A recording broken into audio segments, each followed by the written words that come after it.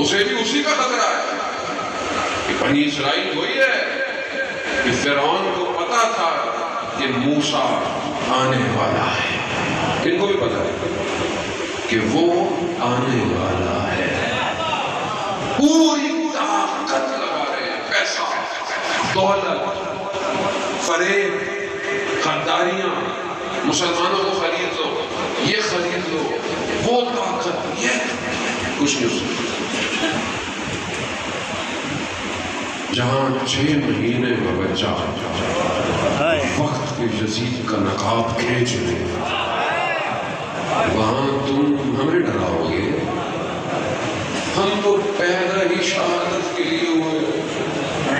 Doctor شہید نقوی کا جملہ اذان محترم، میں تو اپنی زندگی میں باندھا ہوا ہے کہ ہم نے جس راستے کا انتخاب کیا ہے یہ شہادت پہ جاتا ہے۔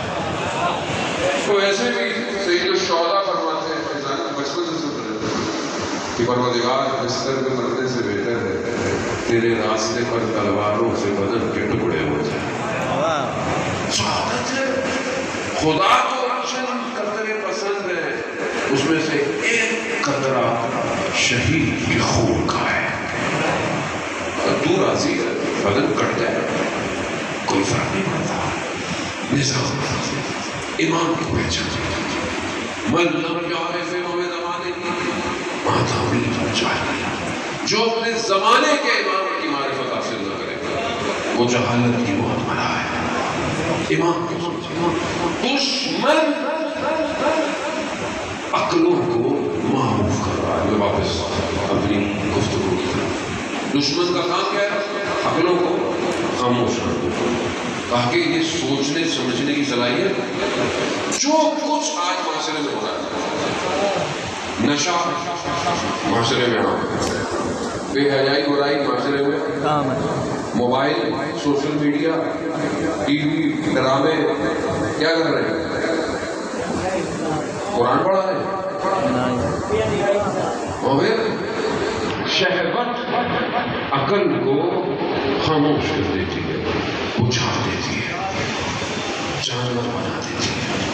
دشمن یہی کر رہا ہے، دشمن جوانوں کے ذہنوں کو غلام بنا رہا ہے۔ کیوں؟ تاکہ یہ اس نظام کا ساتھ نہ دے پائے۔ بیدار اپنے آپ کو بیدار کر، اگر ہم اپنے آپ کو بیدار نہ کر پائے۔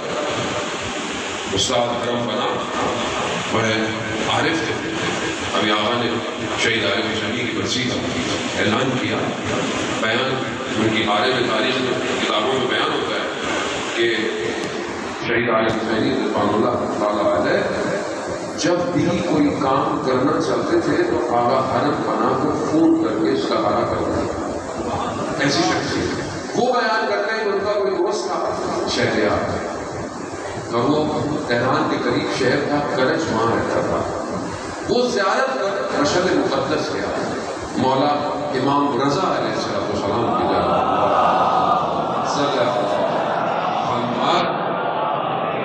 مولا کی زیارت پہ گیا، زیارت کی، جیسے زیارت سے باہر نکلا دیکھا جیب میں جو سب کچھ تھا یہ کسی نے نکال لیا، یہ گر گیا، کا پریشان ہو گیا، رہنا بھی ہے، کھانا بھی ہے، واپس بھی جانا ہے، کچھ ہی نہیں، فوراً واپس زری کی طرف، مولا کی زری پر کہا مولا آپ کا مہمان کسی اور سے نہیں مانگوں گا،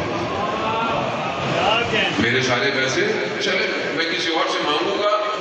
زری کو پکڑ کر توسل کیا، آنکھ لگ گئی، خواب میں دیکھا امام تشریف لائے۔ امام نے کہا صبح فجر کی نماز کے وقت فلانے حرم کے دروازے پر جو پہلا شخص داخل ہوگا اس سے اپنی حاجت بیان کرنا۔ صبح حسب وقوع جیسے کہا تھا فلانے دروازے پر چلا گیا، دیکھا ایک شخص اندر داخل ہوا، اس شخص کو دیکھا تو یہ پہچانتے تھے، اس کا نام تھا اسماعیل، مشہور تھا بے نمازی، اسماعیل بے نمازی مشہور۔ جب انہوں نے اس کو دیکھا کہا یہ کیسے ہو سکتا ہے؟ امام مجھے ایسے شخص سے بولے کہ مدد کرو تو نماز نہیں پڑھتا، نہیں کیا، واپس جاری کے بعد